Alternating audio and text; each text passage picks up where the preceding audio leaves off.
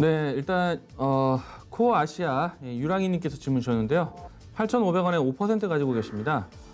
자, 시스템 반도체에 대한 질문 또 고견 이야기 주셨는데요. 자, 코어 아시아 종목 보도록 하겠습니다. 코어 아시아가 사실 오랜 기간 동안에 좀 벼르고 왔던 그 시기가 좀 찾아왔죠.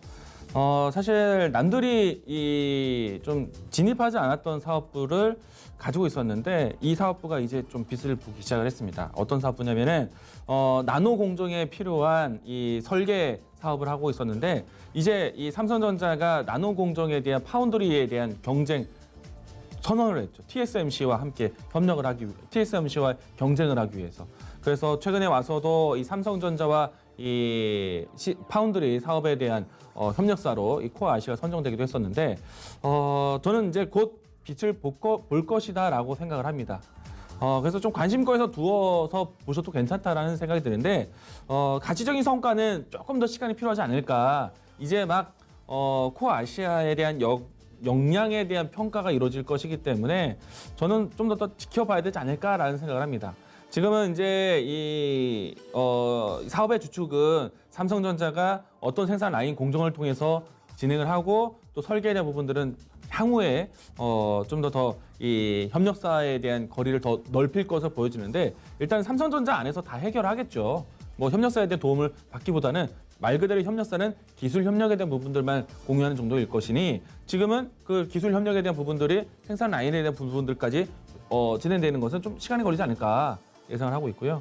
다만 이제 코아시아는 그런 관점에서 좀 오랫동안 좀 장기적으로 관심 있게 보셔야 되는 종목 중 하나입니다.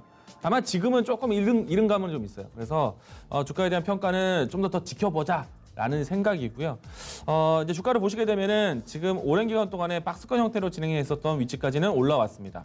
저는 이 자리를 새롭게 진입하는 자리로 선정하기엔 조금 부담이 된다라는 생각이에요. 차라리 만약에 주가 차트로 봤을 때 코로나로 인해서 빠졌던 위치는 사실 저가 매수의 기회였다고 봅니다.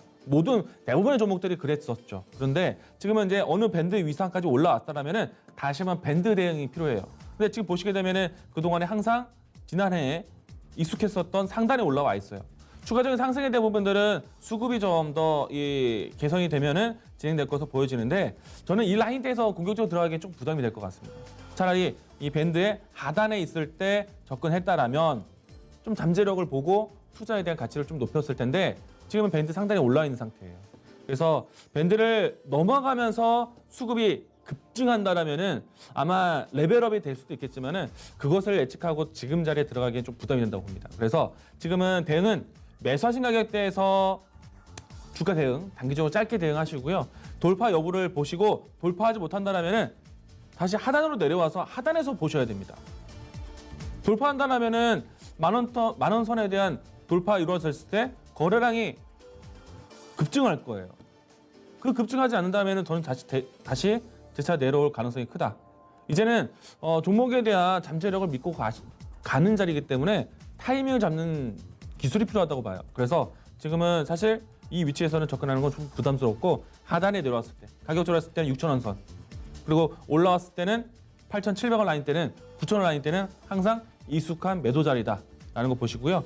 돌파할 때 돌파에 대한 가능성을 본다라면은 거래량이 터져야 됩니다. 거래량이 크게 터지는 자리를 보셔야 돼요. 그렇지 않다라면은 다시 내려올 가능성이 크다라는 거 이야기 드리도록 하겠고요.